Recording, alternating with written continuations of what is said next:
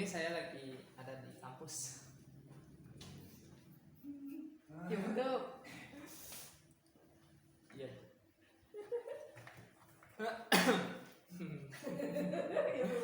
Hari ini saya lagi ada di kampus. Jadi persiapan untuk presentasi ngajar ya.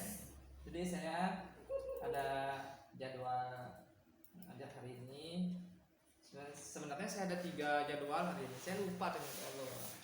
Masya Allah. Apa ya?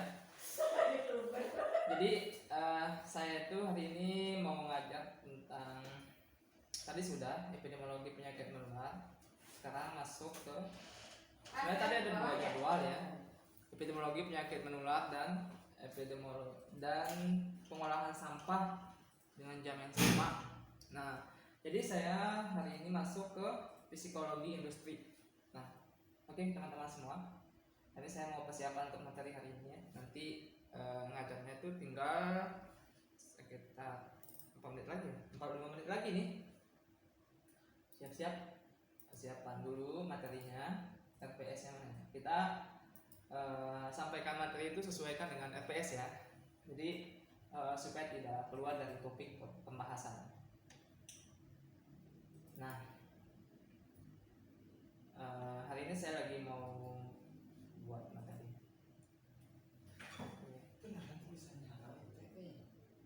Gimana Pak? Masih yang ini. Oh, masih. Oke. Saya kan udah buat. Berarti sekarang saya masuk ke pertemuan berapa ya? 3, 4, 1, 2. Oh, sekarang masuk ke pertemuan keempat ya. Jadi saya sekarang masuk ke pertemuan keempat ya materinya. Apa ya materi keempat saya ini? 1, 2, 3, 4. Perencanaan sumber daya manusia. Ya udah ngingetin 4 kata dari saya pulang rapatnya apa yang kerjaan dulu. Ini apa ya? Analisis desain sudah. Sekarang kita masuk ke perencanaan sumber daya manusia. Kayaknya udah dari kita lihat ya. Coba kita cek dulu sumber daya manusia. Nah, jadi kita mau bahas terkait dengan sumber daya manusia hari ini.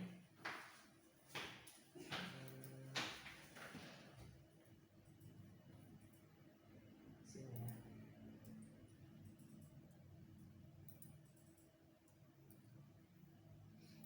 Nah, ininya di hapus. Jadi perencanaan ini kita ngambil di bukan, kita ngambil pengertiannya dulu berarti.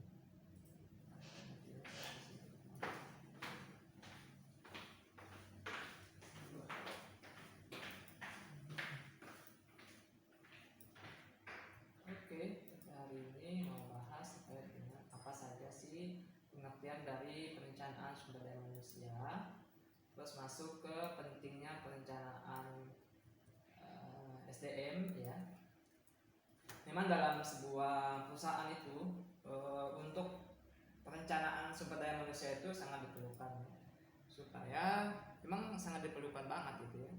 Untuk kelangsungan perusahaan dan untuk kelangsungan dari konsumen juga gitu. Kalau ada sumber daya manusia ya buat apa gitu ya, buat perusahaan. Jadi kita harus memang ada gitu. Nah, jadi hari ini tuh membahas terkait dengan ada beberapa item. Yang pertama itu nanti saya akan menjelaskan terkait dengan perencanaan dan sumber daya manusia itu sendiri seperti apa. Pengertian dari perencanaan sumber daya manusia atau SDM ya, kita singkat dengan SDM lebih singkat. Terus ada manfaat perencanaan SDM ya. Nanti manfaat-manfaatnya kita bisa lihat. Ada proses perencanaan SDM juga ya, menentukan jumlah kebutuhan SDM. Nah, itu juga salah satu dari pembahasan kita nanti.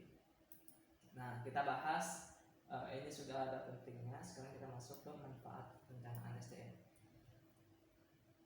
Nah, jadi kita bahas ini nanti ya, Bos. Oke. Proses perencanaan SDM. Oke. Kita langsung bahas.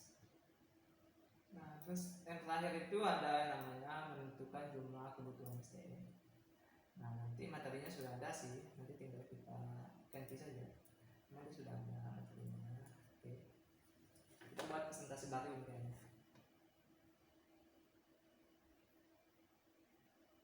Nah, bagi teman-teman semua, hari ini saya akan mau mengajar materi tentang sini kayaknya ya lebih dekat, lebih bagus. Oke. Oke. Jadi teman-teman, nah ini materi saya nih. Bisa dilihat ya. Tuh materi saya tuh. Saya save dulu dia ya. Saya save pertemuan apa ini? Psikologi industri sesi 4. Udah apa belum ya? Sudah apa belum sih dia pertemuannya? Belum kayaknya. Udah belum. Nah kita masukkan dia ke dalam satu psikologi industri. Ya belum. Lantas sebagai manusia pengantar.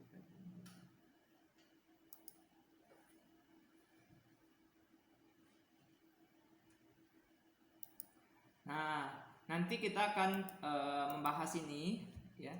Ini adalah yang pertama itu kita bahas terhadap perencanaan dan sumber daya manusia. Perencanaan dalam sebuah perusahaan itu sangat dibutuhkan ya. Hamdan SKM MKM.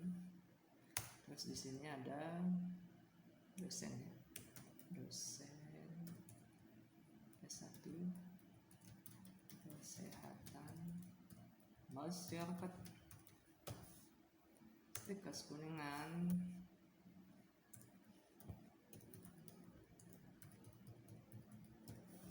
Oke.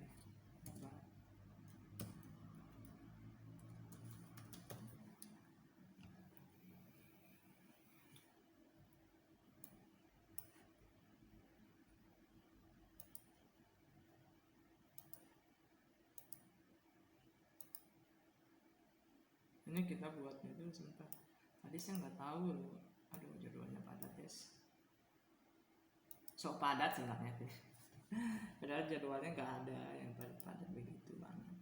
Biasa aja. Memang akunya aja yang sok padat gitu ya jadwalnya. Apa? Kita lihat dulu sebenarnya. Ya, kita lihat dulu apa sih yang dimaksud dengan sumber daya manusia itu sendiri ya.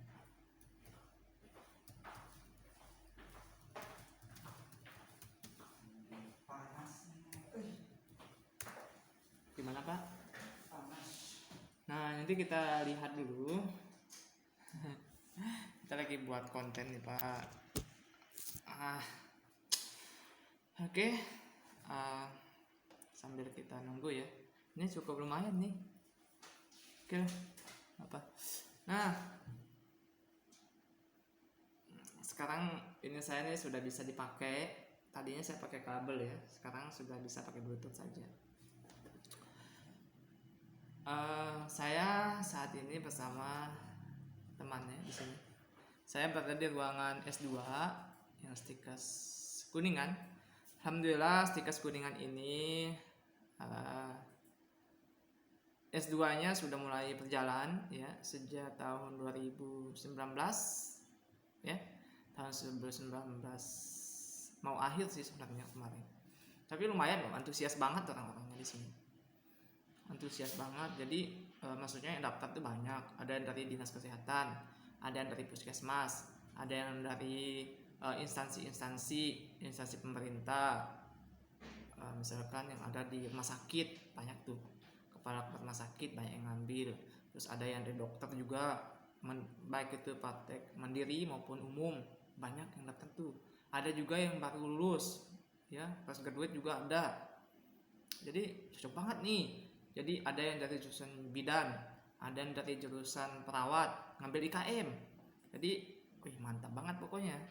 Jadi mereka ini sangat antusias dan sangat semangat sekali dalam menempuh pendidikan ya. Untuk yang mungkin Kalau menurut saya sih ya untuk kehidupan lebih baik lah. Jadi jangan pernah berhenti belajar ya. Siapapun Anda jangan pernah berhenti belajar. Karena kalau kita selalu belajar, makanya ada pepatah mengatakan ya, bukan hanya pepatah saja ya. Makin kita larut dalam belajar, makin bodoh gitu ya. Ilmunya tambah bukan sebenarnya tambah sih. Tapi memang perspektif kita aja gitu mungkin. Ya memang betul gitu ya. Maka kalau kita beranggapan kita pintar gitu ya, jangan beranggapan begitu, karena di atas kita itu masih ada lagi yang lebih pintar gitu. Sama dengan langit gitu ya. Nah, di atas langit itu pasti ada langit. Jadi jangan pernah kita sombong dengan apa yang kita miliki saat ini. Nah, jadi topiknya kemana-mana ini. Gak apa-apa lah. Gak apa-apa deh ya. Jadi hari ini kita mau coba ya. Coba-coba nih tongusisnya. Ini tadi tripod jadi tongsis. Saya tadi mau ngajar nih, tapi karena mau buat video konten, jadi kita cerita aja mungkin ya. Saya cerita apa ya bagusnya? Mungkin cerita saya dulu pernah, kok bisa nyampe Kuningan gitu ya. Gimana ya ceritanya? Awalnya sih saya ke Kuningan itu pada bulan Januari kalau nggak salah ya, bulan Januari tahun 2019 ya saya kesini. Saya di sini tuh ikut tes waktu itu. Nah saya kan lulus di S2 itu, S2 UHAMKA itu di tahun 2018 lah ya, sekitar 2018 akhir ya, tanggal 26 Desember. Nah kebetulan saya lulus itu sama dengan ulang tahun kampus ini ternyata. Masya Allah, saya nggak nyangka. Jadi dulu saya tuh lulus di kampus UHAMKA itu sambil menunggu ijazah waktu itu ya, sambil nunggu ijazah S2 jadi. Nah saya mencoba untuk mencari pekerjaan ceritanya. Nah akhirnya saya sebarkan lowongan pekerjaan tuh, cari di berbagai macam media saja dulu.